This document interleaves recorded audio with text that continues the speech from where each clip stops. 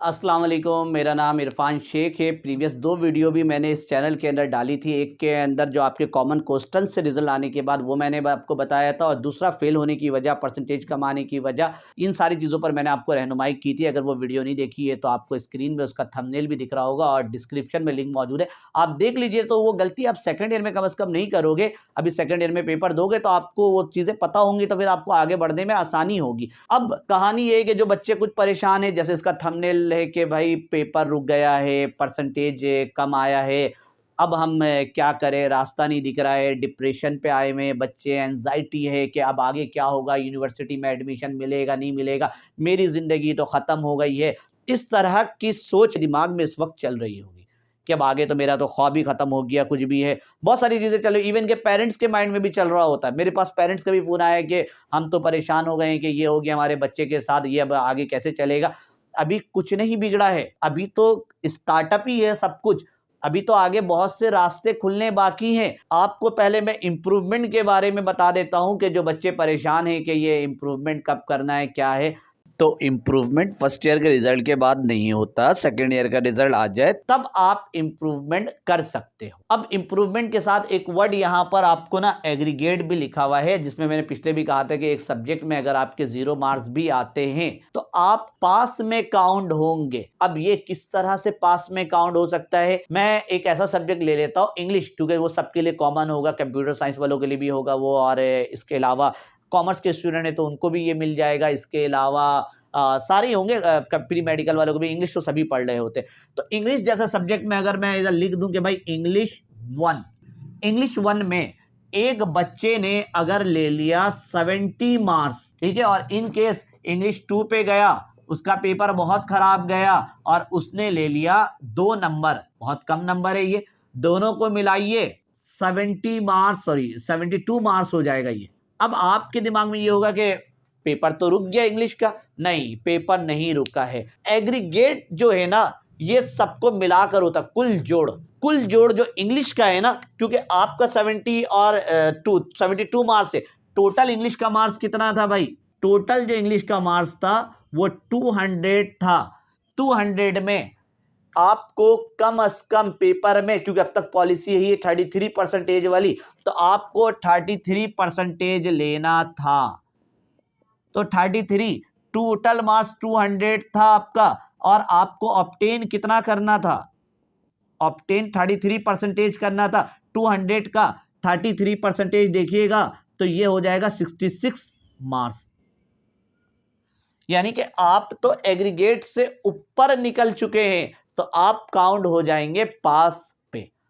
तो एग्रीगेट एक बहुत इंपॉर्टेंट चीज होता है, क्योंकि इंप्रूवमेंट करने के लिए ना लाजमी है कि आपका हर एक एक पेपर क्लियर होना चाहिए, वरना उसके बगैर इंप्रूवमेंट भूल जाए, इंप्रूवमेंट आप नहीं कर सकते हो। कंपलसरी है ये चीज इंप्रूवमेंट। कुछ बच्चे बार बार, क्योंकि बहुत सारे इंप्रूवमेंट, तो हम उसे यही कह रहे हैं बेटा सेकंड ईयर पे मेहनत कर लो। खुदा ना खास्ता फर्स्ट ईयर का सारा पेपर तुम्हारा तो अल्हम्दुलिल्लाह आप लोगों का क्लियर है, खुदा ना खास्ता सेकंड ईयर में कोई पेपर रुक जाता है, फिर इंप्रूवमेंट ही नहीं कर सकते हो आप। तो आपने सारा कंसंट्रेशन, बच्चों को यही कह रहा हूं, अभी आप सेकंड ईयर पे डालिए, फर्स्ट ईयर को इग्नोर कर दीजिए। जो आपके साथ हुआ है अल्लाह मालिक है। अब आगे बढ़कर सेकंड ईयर को बेहतर से बेहतर बनाइए, और उसके बाद आप फर्स्ट ईयर आके इंप्रूव कर लीजिए। फर्स्ट ईयर का पेपर तभी दे सकते हो जब सेकंड ईयर का सारा पेपर आप लोग क्लियर करोगे। अगर प्रैक्टिकल भी इनकेस रुक गया ना, छोटा सा चीज है ये, तो आपको पहले इसको सप्लीमेंट्री में क्लियर करना पड़ेगा जाकर, फिर सप्लीमेंट्री के बाद इंप्रूवमेंट, फिर वो आगे का कहानी, फिर एक लंबा प्रोसेस हो जाएगा। तो आपने अभी जो मई का पेपर आता है उसमें सेकंड ईयर क्लियर करिए, उसके बाद आप इंप्रूव करिए। ये तो मैंने बताया है सिर्फ टोटल मार्क्स जो है 33% इंग्लिश के हवाले से। अब बाकी सब्जेक्ट का अलग होता है। जैसे अगर मैं फिजिक्स की बात करूं तो फिजिक्स का मार्क्स होता है 85, प्रैक्टिकल हटा दीजिए। 85 का जो 33% होता है वो 28 मार्क्स होता है। यानी कि दोनों फिजिक्स मिलाकर आपका नंबर 56 हुआ, आप पास में क्वालिफाइड हो जाएंगे। आपका दोनों केमिस्ट्री मिलाकर, केमिस्ट्री भी 85 का होता है, तो वो भी आपका दोनों मिलाकर 56 होना चाहिए, आप पास में क्वालिफाई हो जाएंगे। इसी तरह से अगर आप कंप्यूटर साइंस के स्टूडेंट हैं, कंप्यूटर के अंदर 75 मार्क्स का जहां तक मुझे याद है पेपर होता है, तो 75 का 33% 25 होता है, तो उसको दोनों पार्ट 1 और पार्ट 2 मिलाकर उसको चाहिए 50 मार्क्स, पास में काउंट हो जाएगा वो। उर्दू 100 का होता है, तो दोनों मिलाइएगा, उर्दू का 33% तो 33 नंबर होगा, तो दोनों मिला के 66 से पास में काउंट हो जाओगे आप। और कौन सा सब्जेक्ट रह गया है, इसी तरह से शायद बायोलॉजी वगैरह में जाओगे, 50 मार्क्स का अगर जो भी है तो अब उसका भी 33 निकालिएगा, तो आपको पता चल जाएगा इसका 33% क्या होता है उसका, यानी पार्ट 1 और पार्ट 2 बॉटनी का मिलाइएगा, टोटल मार्क्स आएगा, उसका 33% चेक कर लीजिएगा, आपका उसका क्लियर हो जाएगा, कितने में आपका क्लियर हो, कितना मार्क्स आपका आए दोनों मिलाकर के आप उसको क्लियर में काउंट कर लो। इस तरह से अगर मैं प्रैक्टिकल में चले जाऊं तो प्रैक्टिकल में भी ये एग्रीगेट का सिलसिला चलता है। फिजिक्स पार्ट 1 में 15, फिजिक्स पार्ट 2 में 15, 15 और 15 30, 30 में आपको टोटल 10 नंबर तो लेना ही लेना है। अब अगर किसी बच्चे ने फर्स्ट ईयर के प्रैक्टिकल में 12 नंबर ले लिया और सेकंड ईयर में उसने 0 नंबर लिया, तब भी वो पास में काउंट हो जाता है। तो ये मतलब एग्रीगेट में होता है। और कंप्यूटर के अंदर जाएंगे तो कंप्यूटर के अंदर सिलसिला बदल जाता है। कंप्यूटर का जो प्रैक्टिकल होता है वो 25 मार्क्स का होता है, तो अब 25 मार्क्स के हिसाब से आपको चेक करना पड़ेगा इसका 33% 8 नंबर बन रहा है या 9 नंबर बन रहा है, सॉरी 25 है ना, 25 को डबल करिएगा तो 50 हो जाएगा। 50 नंबर का प्रैक्टिकल है, तो 50 में आई थिंक 18, जहां तक मुझे याद है 17-18 के अंदर 33% बन जाता है, उसको इतना नंबर लेना पड़ेगा। तो ये एग्रीगेट की पॉलिसी है। और आपका इंप्रूवमेंट का ताल्लुक एग्रीगेट से होता है कि हर में आपका एग्रीगेट क्लियर होना चाहिए। अगर एक में भी, जैसे अगर यहां पर मैंने बात किया कि 70 है, अगर इन केस एक बच्चे का पार्ट 1 में आता है 60 और एक में आता है उसका 2 नंबर, दोनों के मिलाया 62 हो गया, 62 हुआ, इस एग्रीगेट को आगे नहीं बढ़ा सका वो, तो फिर वो फेल में काउंट हो जाएगा, फिर वो इंप्रूवमेंट के लिए वैलिड नहीं होगा, इंप्रूवमेंट नहीं कर सकता है। अब इंप्रूवमेंट आपकी मर्जी होती है कि या तो एक पॉलिसी होती है कि फर्स्ट ईयर और सेकंड ईयर दोनों कंबाइंड दे दो जाकर, जो कि एक बहुत मुश्किल काम होता है, मैंने अपने टाइम पर करके इसको भुगता था। कि अगर देना चाहो, हिम्मत है आपके अंदर तो आप दे दीजिएगा इंप्रूवमेंट। ये एक तो ये है। दूसरा ये होता है कि या तो फर्स्ट ईयर पूरा इंप्रूव कर लो या सेकंड ईयर पूरा इंप्रूव कर लो, ये आती है सेकंड पॉलिसी। थर्ड पॉलिसी क्या है कि आप सब्जेक्ट, अच्छा ये आप नहीं कर सकते हो कि फर्स्ट ईयर में से आपको एक सब्जेक्ट हो रहा है कि मेरा इंग्लिश में कम आया है और मेरा फिजिक्स में कम आया है, तो मैं इंग्लिश और फिजिक्स को इंप्रूव कर सकती हूं या कर सकता हूं, तो जवाब है ऐसे इंप्रूव नहीं होता। सब्जेक्ट का क्राइटेरिया क्या है वो सुन लो, वो पॉलिसी बहुत ज्यादा इंपॉर्टेंट है। और वही बात में बच्चा बोलता है कि काश मुझे इसके बारे में पहले पता होता ना, तो मैं इसी पॉलिसी को फॉलो कर लेता। अब आता है कि सब्जेक्ट इंप्रूवमेंट की तरफ। सब्जेक्ट इंप्रूवमेंट में जैसे अगर आपने इंग्लिश का इंप्रूवमेंट करना है, पार्ट 1 में आपका इंग्लिश का मार्क्स कम है, तो ऑटोमेटिक आपको इंग्लिश 2 भी देना पड़ेगा। भले आपका इंग्लिश 2 में मार्क्स अच्छा हो सकता है इंग्लिश 1 में आपका मार्क्स आया है इन केस 40 आया है और इंग्लिश 2 में आपका मार्क्स आ गया है 80। अब आप बोलोगे सर ये तो अच्छा है, ये यहाँ पे खराब है, तो क्या मैं इसको दे सकती हूँ पार्ट 1? ये 1 2 का मतलब है फर्स्ट ईयर और सेकंड ईयर, यही होता है आपके बोर्ड में, यही लिखा रहता है। तो दे सकते हैं क्या फर्स्ट ईयर? नहीं, ये अलाउ नहीं होता है। पार्ट 1 के साथ पार्ट 2 देना पड़ता है, दोनों मिलाकर आपको आगे लेकर चलना पड़ता है। तो ये एक पॉलिसी है, ये ख्याल रखना आपने। इसी तरह से फिजिक्स के अंदर भी यही है, अगर आपने फिजिक्स का पार्ट 1 दिया तो पार्ट 2 साथ में लाजमी देना पड़ेगा।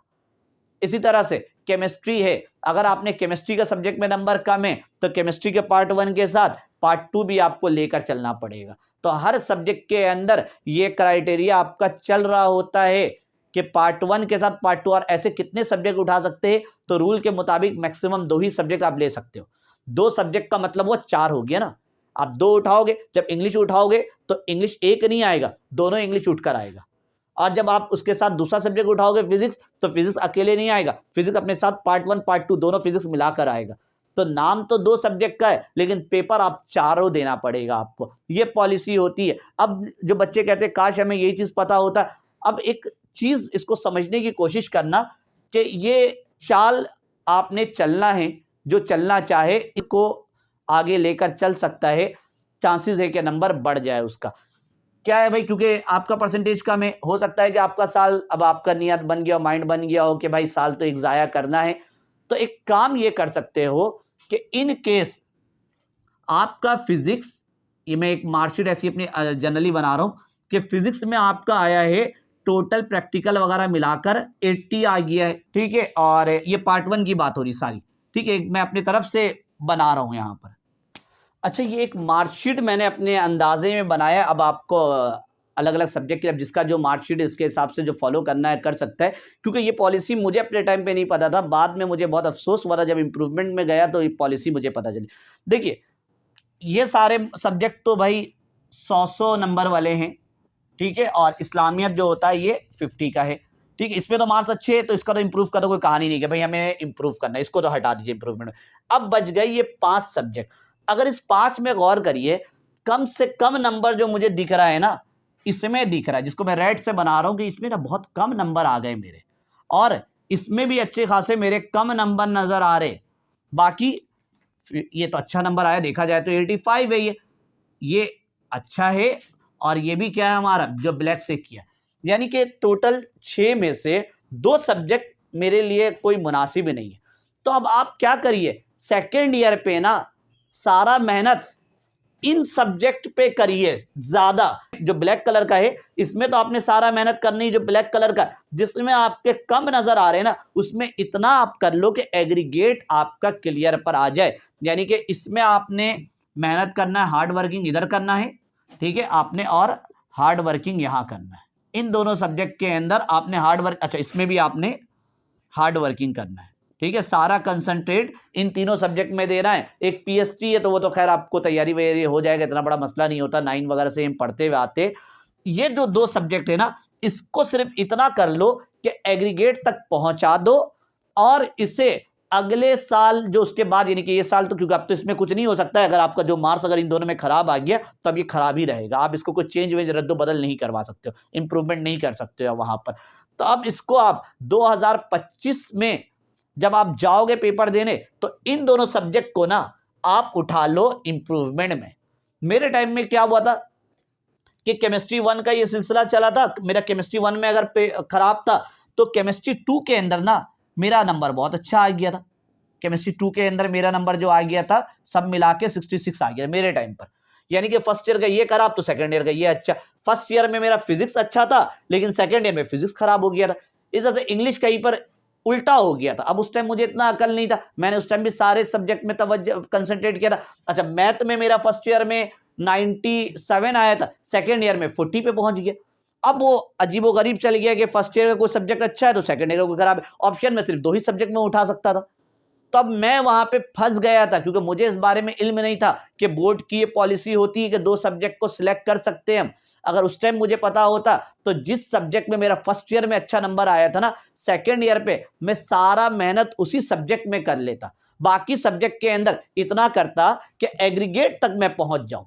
जब आप एग्रीगेट तक पहुंचोगे तो आप इंप्रूवमेंट के लिए वैलिड हो जाओगे, जो पेपर तो क्लियर हुआ ना, भले मेरा नंबर कम आया कोई बात नहीं, मेरा दोनों इंग्लिश मिलाकर 200 नंबर का पेपर था, 70 आया कोई बात नहीं, मेरे पास ऑप्शन है ना। अब इसको मैं दोबारा उठाऊंगा, और अब जो अगले साल मेहनत करूंगा ना, तो बाकी सब्जेक्ट में, यानी कि इस ईयर को छोड़कर जो पेपर दूंगा, सारा मेहनत मेरे कुछ मखसूस सब्जेक्ट में रह जाएगा, ऊपर से पढ़ा हुआ भी होगा वो सब्जेक्ट, तो आपको कोई कोचिंग वोचिंग जाने की जरूरत नहीं होगी, सारा आपने मेहनत घर में कर सकते हो।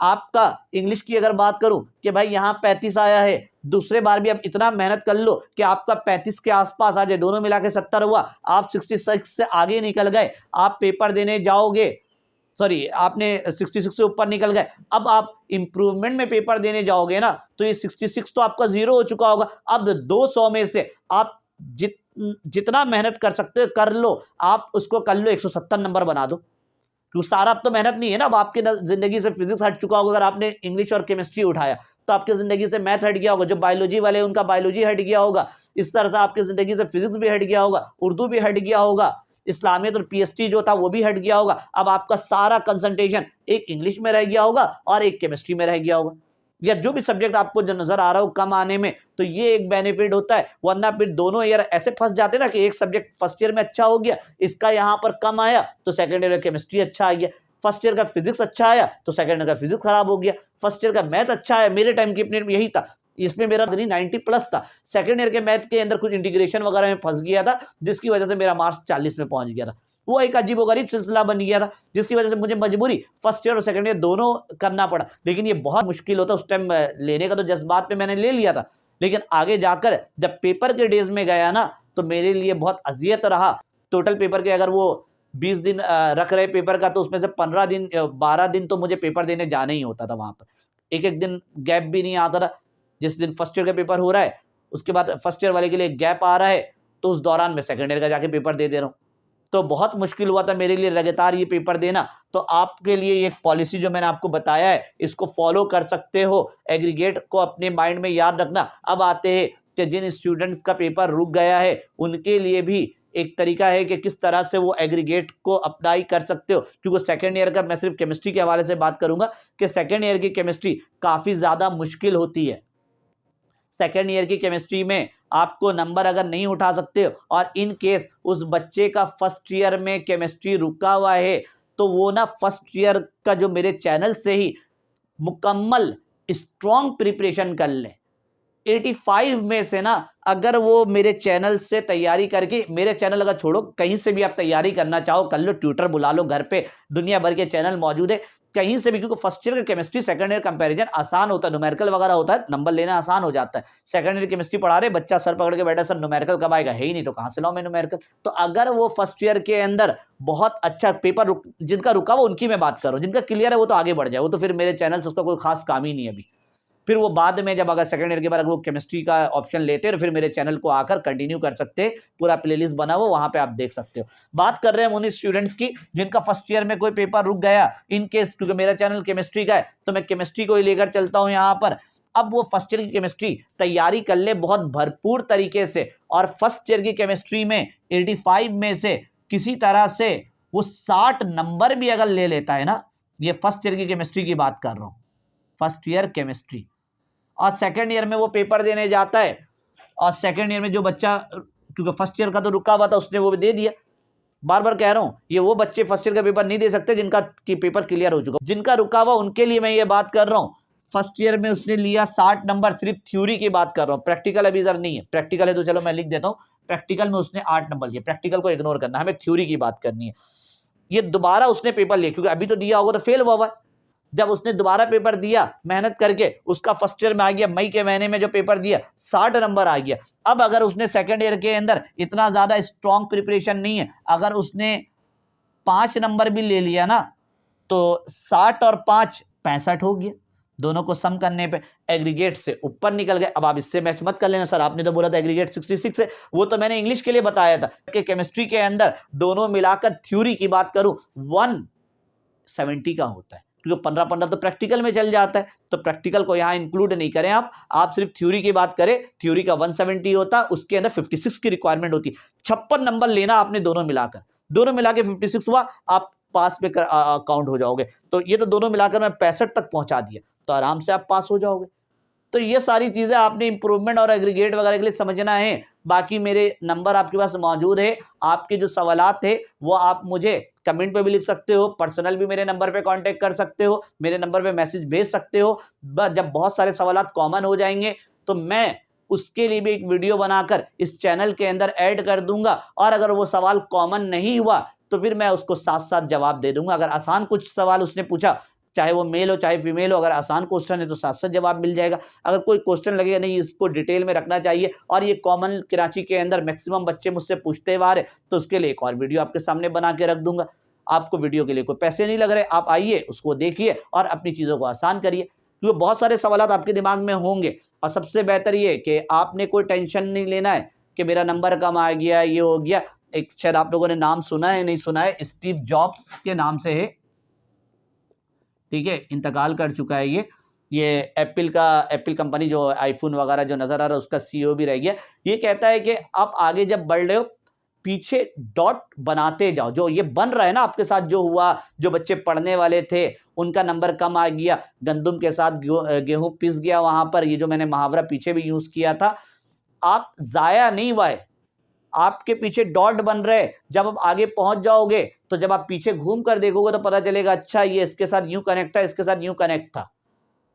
बहुत सारी चीजें आपको आगे चेंज होते हुए दिखेंगे, आप कहेंगे अच्छा हुआ उस टाइम ऐसा हो गया। जैसे भी जिन बच्चों का पेपर रुका हुआ है ना, उनको मैं ये कह रहा हूं, अरे बेवकूफ, अच्छा है तुम्हारा पेपर रुक गया, क्योंकि अब तुम फर्स्ट ईयर में मेहनत करके दे सकते हो, ज्यादा नंबर ले सकते हो। एक बच्चा जो बेचारा नंबर कम आ गया केमिस्ट्री में, वो पास हुआ है 30 नंबर लेकर, अभी मार्कशीट आएगा तो पता चल गया। अब वो बोल रहा है यार मेरा केमिस्ट्री में तैयारी अच्छा था, अब मैं इंप्रूवमेंट करना चाह रहा हूं। अब आप इंप्रूवमेंट कर ही नहीं सकते हो, केमिस्ट्री को अलग से दे ही नहीं सकते हो आप। अब आप इंप्रूवमेंट करोगे तो अगले साल केमिस्ट्री 1 के साथ 2 को भी उठाना पड़ेगा। तो जिनका रुका हुआ, मेरा अपने स्टूडेंट एक है, मेरे घर पे ही आता है, तो उसका एक पेपर रुकने के बाद भी उसका 60% बना हुआ है। तो मैंने बोला चलो ये पेपर रुक गया, अब तुम्हारे पास ऑप्शन है, इस सब्जेक्ट को बहुत स्ट्रॉन्ग प्रिपरेशन कर लो, इस पर तैयारी कर लो और इसमें तुम 90 नंबर ले लो। 90 नंबर लेने का मतलब है तुम्हारा 60 में 15% ऐड होगा, तुम 75 में जाके खड़े हो जाओगे। अगर पेपर अभी क्लियर हो जाता, 30 नंबर लेके इन केस क्लियर हो भी जाता, तो अभी तुम 60 में थे ना, तो बहुत ज्यादा तुम पहुंचते। अगर 30 नंबर लेते तो शायद 5% या 6% इंक्लूड होता, 65 या 66। तो मैंने उसे यही कहा कि टेंशन नहीं लो, जो क्लियर हो गया है वो छोड़ दो, जिनका क्लियर हुआ, तुम्हारा रुक गया है, तुम इस तरह से सोचो और आगे बढ़ो वहां पर। अब ये ऑप्शन है, यहां भी मेहनत करो और सेकेंड ईयर में इतना मेहनत करो कि वो 85 में चले जाए, क्योंकि फिर इनका भी एग्रीगेट होता है। जिन बच्चों का सेकेंड ईयर में अगर नहीं पता होता है, या फर्स्ट मैट्रिक में भी पॉलिसी हो चुका होता है कि अगर आपका 9th क्लास में अगर 80% है और मैट्रिक में अगर आपका 90 है, तो जब दोनों को मिलाया जाता है तो एग्रीगेट में ना वो 80 काउंट होता है ना 90 काउंट होता, वो दरमियान में पहुंचता है 85 में। तो मैंने अपने स्टूडेंट को यही कहा कि इसमें तुम 90 नंबर ले लो, 75 तक पहुंच जाओ, फिर सेकेंड ईयर में बिल्कुल भरपूर मेहनत करो। जो गलतियां की हैं फर्स्ट ईयर के अंदर उसको ठीक कर लो। उसकी वीडियो भी मैंने आप लोगों के लिए पीछे बनाकर रखी है कि जो गलतियां हैं वो क्या क्या हो सकती है आपसे।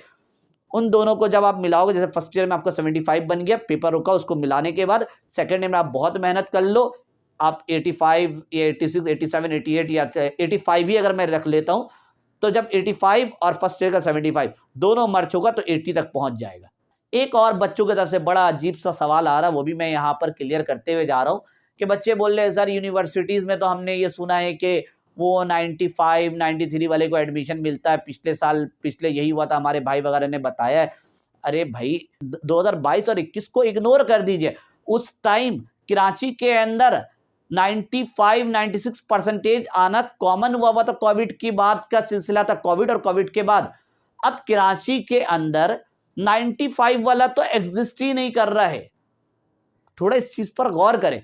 बहुत सारे बच्चे इस चीज को लेकर 82 बना हुआ है, वो सर पकड़ के बैठा हुआ है कि सर मेरा तो बहुत कम आया है, मेरा तो 82 आ गया, मेरा ख्वाब खत्म हो गया, अब मेरा यहां एडमिशन नहीं होगा, अब मेरे साथ ये हो जाएगा। एक सुनने में आया कि एक ने सुसाइड ही कर लिया। अब रियलिटी नहीं पता मुझे, सुनने में आया है, तो वो टेंशन लेकर बैठा हुआ है। अरे भाई 82 बहुत अच्छी परसेंटेज है। अब एनडी की जो मेरिट है वो कोई 96 थोड़ी होगा, जब कराची में 96 वाला एग्जिस्ट ही नहीं कर रहा है, तो ऑटोमेटिक मेरिट नीचे आएगा। 82, 83 वाले को अच्छी फील्ड आराम से मिल जाएंगी, तो उसको टेंशन नहीं लेना है। और जिनका परसेंटेज कम आया वो लोग मुझसे कांटेक्ट पे रहे, उनको तरीकाकार वगैरह मैं बताता रहूंगा ताकि वो आगे बढ़ सको। यहाँ पर किस तरह से बढ़ना सारा चीज मैंने बता दिया। और जो बार बार मैं कह रहा था 0 मार्क्स लेकर भी क्लियर हो जाता है, वो इसी एग्रीगेट के बेस में होता है कि अगर फर्स्ट ईयर इंग्लिश के अंदर उसने 70 नंबर ले लिया और सेकंड ईयर के इंग्लिश के अंदर उसने 0 मार्क्स लिया, तो तब भी एग्रीगेट में वो आगे निकल चुका है। तो बाकी आप लोग मुझसे कांटेक्ट में रहिए, मैं आपको आगे भी गाइड करता रहूंगा। और अगर केमिस्ट्री के स्टूडेंट हैं और अगर आपके जूनियर है तो मेरे चैनल पे भेज सकते हो, जहां पर आपको एक एक चीज डिटेल में पढ़ाया जा रहा है, जहां आपको नोट्स भी फ्री में दिया जा रहा है, जहां आपको लेक्चर भी फ्री में दिया जा रहा है, जिसकी प्रिपरेशन करने के बाद आपको एप्टीट्यूड वगैरह में एक्स्ट्रा केमिस्ट्री में मेहनत नहीं करना पड़ेगा और आपने थ्योरी वगैरह बहुत स्ट्रांग मेरे चैनल से तैयारी कर ली। तो मिलते हैं आगे की वीडियोज में, जो भी आप लोग मुझे कमेंट में भेजोगे मेरे नंबर पर उसका बनाऊंगा। अल्लाह हाफिज।